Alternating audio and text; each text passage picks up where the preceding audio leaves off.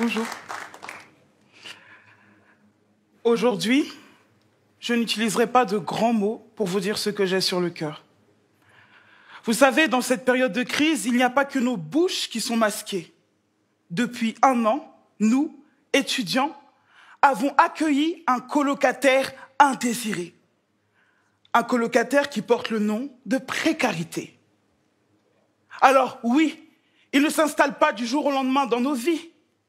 Il s'immisce petit à petit, sans prévenir.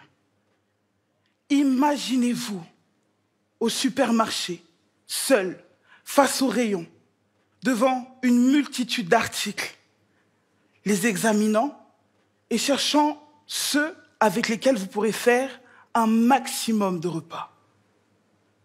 Imaginez-vous devant la caissière, au moment de payer vos pièces en main, comptant les pièces, en espérant ne pas vous être trompé sur votre compte. Imaginez-vous avec cette boule au ventre, au moment du passage des articles. Voilà, pour beaucoup d'entre nous, comment la précarité est entrée dans nos vies. Alors oui, c'est bien connu, les étudiants ont toujours été sans le sou. Mais depuis 1 an, tout est décuplé. Privés de nos petits boulots et de nos facs, nous traversons cette crise en silence. Et ce silence fait du bruit. Depuis 1 an, il nous faut faire des choix. Celui de sauter un repas ou se rendre à la banque alimentaire pour prendre un panier de courses.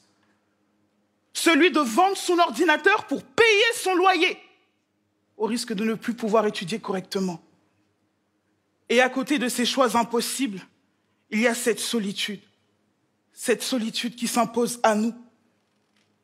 Moi, j'ai passé la fin de mon master confiné, à rédiger mon mémoire sans avoir accès à mes sources. Les bibliothèques fermées, les professeurs digitalisés, le savoir numérisé.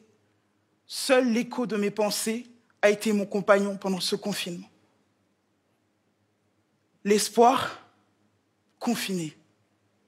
L'avenir, masqué.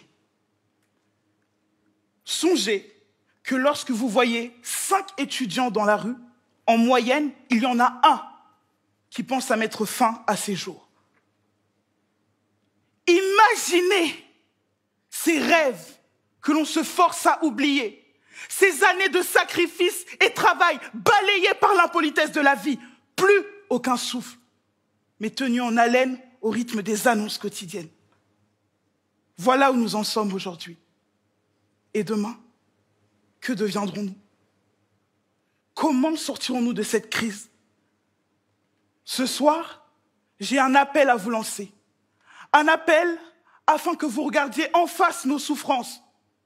N'oubliez pas que ceux qui tombent dans la précarité aujourd'hui portent votre avenir. Alors faisons tout pour qu'il existe un futur bien meilleur que notre présent.